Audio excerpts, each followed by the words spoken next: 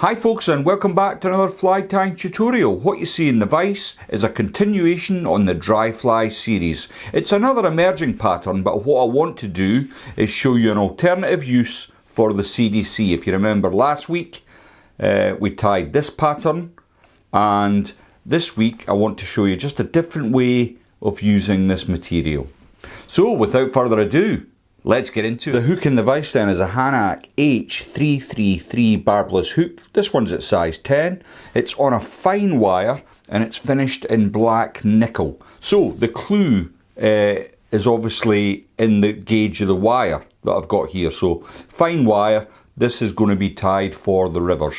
And the fly is indeed inspired by a Paul Proctor pattern, which I'd seen online, and I thought, well, I'll tie a few of them up, but I didn't have all the ingredients, so as ever, I've just used what I have. The thread I'm going to be using today is from Simplify. It's the Nano Silk at 12 aught. As you can see, it's black. Now, as always with the Nano Silks, I'm going to add a tiny little spot of super glue. Now, the idea of the super glue is it will hold the silk much better than putting wax on the thread. I will be using wax to tie this fly, but initially I want that thread to be solid onto the hook shank.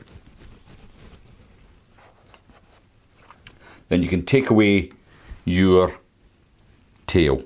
As I said, the fly was inspired by Paul Proctor, but he used a small, thin green rib. I don't have that, so I'm improvising with some Flexi Floss here. As you can see, it's quite a vibrant green colour. It's the brightest thing I had to imitate the rib. So I'm going to catch that in just at the top here. Make sure I've got it in place. Once I'm content that it's tight on, I can stretch out this Flexi Floss and simply get a bed of silk down the length of the shank. Now, I know what you're thinking. Oh, why are you tying another CDC fly, you know, the week after you've tied that cul de canard? And there's a good reason for that. So, I mean, mostly I consider myself an angler before a fly tyer, and I'm always thinking about fishing. So what the cul de canard will do for me is when it's fishing, it's going to fish like that in the water. So as you can see, the bulk of the body is hanging down below the surface of the water, and that's how it's going to sit for me. And sometimes that works, other times the fish want it emerging a little further in the process, and hence why I'm tying this fly, because it will sit much more level on the surface, as if it's just about to develop, hatch and take off. So that's why I thought it would be useful to do another emerging pattern in this style. For the body then, I'm going to be using some Trout Stalkers dubbing. This is the Highland Peat variety. It's a lovely dubbing, extremely difficult to get now, so this is something I've had in the box for a while, but getting a hold of Andrew can be a bit of a mission, I've got to say. So please don't get in touch with me. Andrew Ellis is the guy behind Trout Stalkers dubbing, and I believe he's caught up in local politics where he lives, so you might find it quite difficult getting a hold of him. Maybe once he's finished his term of service, he'll be back on the dubbing. I hope so, because the stuff's amazing. So I've got the dubbing. I've dubbed it on pretty hard. I don't want the body to be overly thick and bulky, and I'm just going to bring that up in even turns. And if you're lucky enough, you'll have put enough on as to see you up to the top of the fly. I'll get a couple of turns in, and what I want to do next is get several turns in spare. Then I can grab my Flexi Floss, use the rotation function on my vise, and start getting my rib in. Now, as I come up the fly, I will try and ease off a little bit of pressure, not too much, but the more pressure I ease off, the brighter the green is, and that's exactly what I want. And that's looking pretty good. So as always, I'm not a perfect tyer by any stretch of the imagination. I still consider myself very much a developing fly tyer, shall we say. But if I haven't got stuff, I don't immediately run to the shop anymore and buy it. So I've improvised here with some Flexi Floss, and I dare say there'll be something in your tying kit that you'll be able to use instead of this even. So I've secured my rib and I've got that in place. The next thing then is, of course, the CDC, and again I'm going to be using the Ultra Select from Troutline. All the feathers are usable.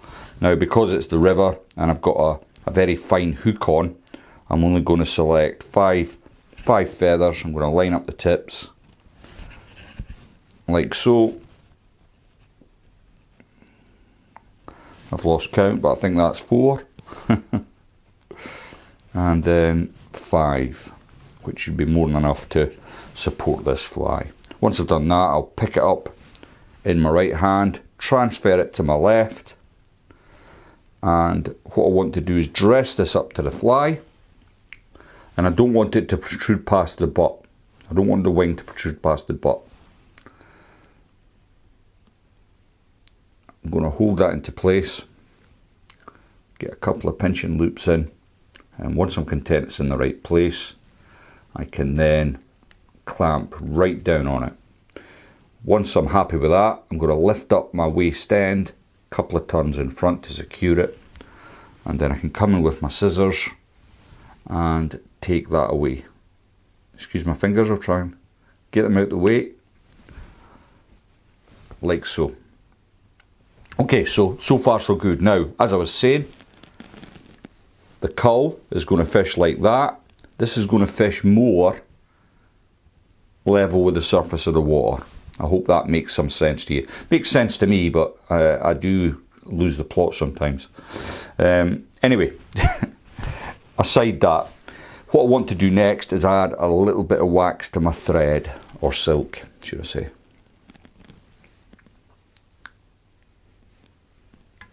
And I'm going to bring that silk back to where my wing starts. And I'll tidy up as I go and bring it just up to there. That's looking not too bad. Okay, so the next thing I'm going to do is add in a hackle. Now I'm going to use this grizzle cape that was kindly given to me by Jimmy Terrell at the Irish Fly Show recently. He said, "Oh Lindsay, why don't you try your hand at dyeing?" I've not got around to dyeing it yet, but the feathers are the perfect size for this fly, so thanks very much for the cape, Jimmy. I'm going to strip off the stuff I don't need, which is pretty much all the gunk at the back end, and then I'm going to leave myself a small tag to tie in. Now I'm going to put it so there's two sides to the feathers, the good side and the bad side, and what I want to do is have the bad side tied down onto the body of the fly. So the reason I added the wax is this will grip the little tag I've put in here so that it doesn't come out. Now I'm just going to park my thread there, grab my hackle pliers. Next then I'm going to bring my hackle around, and you can tie in anything between 3 to 4 sort of turns of hackle. I'm trying to keep them pretty much on top of themselves or right next to each other. I need this room at the front because there's a little bit more to do with this fly. So between 3 and 4 turns, and then what I can do is bring my thread around, try and catch in the stalk if you like. Once you've got a couple of turns in, you can remove your hackle pliers. Now at this point I'm going to use my thumb and forefinger. I'm going to damp them down. I'm going to try and bring as much up on top of the hook as I can. Then I'm going to just tidy up this front end with a hackle. Some of the fibres have just slipped by me there, and I'll need to tidy them up with my scissors, and then I can come in and remove the hackle.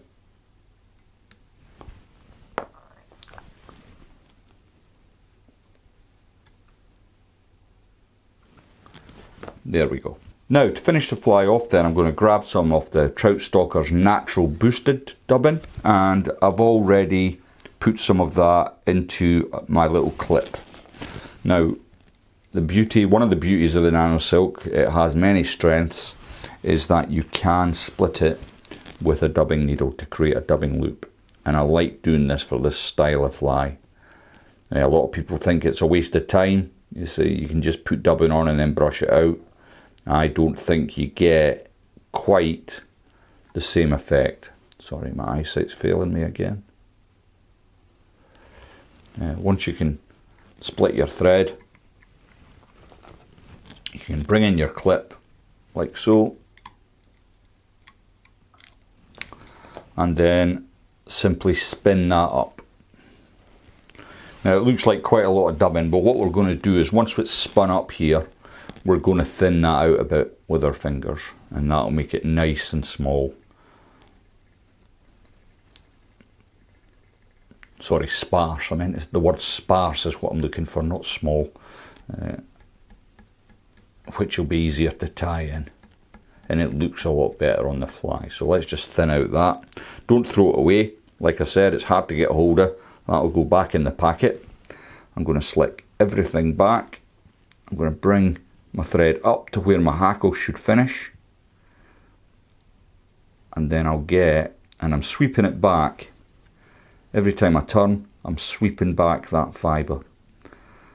And what I want to do is not really have a head. It's more like an invisible head sort of thing. So at the very end, I'm going to use a little touch of super glue just on my silk. And while I'm finishing off here, how would I fish this fly? Probably on its own. I wouldn't fish this as part of a team. I tend to fish it on quite a long leader to get as much of a dead drift as I can on the river, and I would just fish it on its own. I mean, a lot of the rivers I fish anyway, you're only allowed to fish a single fly, so hence the fact that I'm looking for something that's going to be effective on its own. Now, just to titivate it up, you can come in with your dubbing brush, stroke everything back,